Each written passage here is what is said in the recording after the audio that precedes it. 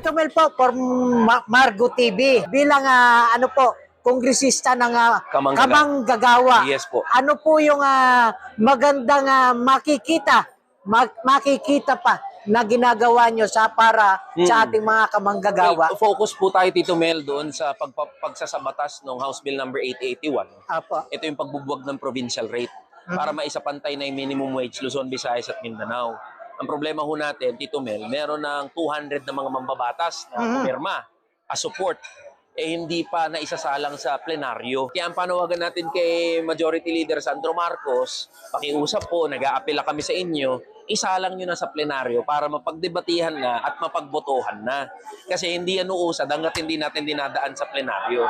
So focus tayo dyan, Tito Mel, kasi gusto natin, sana within this year, maisabatas na yan, especially at this point in time na may crisis tayo, kawawang-kawawa yung mga manggagawa sa probinsya na mas mataas ang presyo ng produktong petrolyo. So yun ang aasahan po ng ating mga kamanggagawa. Itutuloy-tuloy po natin yung pangangalampag, pag-iingay sa loob ng Kongreso para sa pagsasabatas nitong House Bill number 881. Tapos, kung ano man yung mga batas patungkol sa mga manggagawa, ilalaban po natin. Dahil po sa matagal nang inaasahan ng ating mga manggagawa, yung pagtaas ng kanilang sweldo. Opo. Ano po kaya yung magandang maitutulong natin sa ating mga kababayang Pilipino? Opo, kanina nabanggit ko may House Bill number 881. Yan yung pagpapantay ng minimum wage Luzon, Visayas, Mindanao para mawala na yung provincial rate. May isa pa pong nakasalang, yun yung legislated wage increase across the board, 200 pesos. Noong 19th Congress, pumasa na po yan. Opo. Ang problema, pagdating sa BICAM, namatay. Ibig sabihin, hindi po sineryosong harapin. Ngayon po, 20th Congress, tinutulak din po natin yan. Kasama natin yung ilang mga mambabatas. Marami rin mga mambabatas na nagtutulak niyan. Pangunahin po dyan yung TUCP. Opo. TUCP party list, nakasama rin naman natin. So tinutulak natin, ma-prioritize yung legislated wage increase. Kasi tama ho yan eh. Opo. Yung problema ng mga manggagawa sa Pilipinas, napakababa ng sahod. Opo.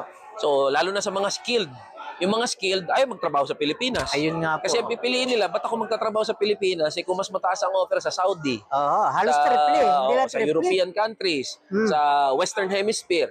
Mga in-demand ang mga skilled workers dun eh. Opo. Ang gagaling ng mga Pilipinong manggagawa. Kaya Ang problema, walang incentive na magstay dito sa bansa natin. Ayun. Kasi kung ako skilled, kumuha ako ng certification, NC1, NC2, pinagyaman pa ng experience ko bilang skilled worker yung skill ko. Opo. Tapos ang sasahurin ko lang, halimbawa nasa probinsya ako, 500 piso. Wala namang gaganahan, di ba, na magtrabaho dito sa... Mga kababayan ko, malaki ang maasahan natin sa ating Congressman Eli San Fernando.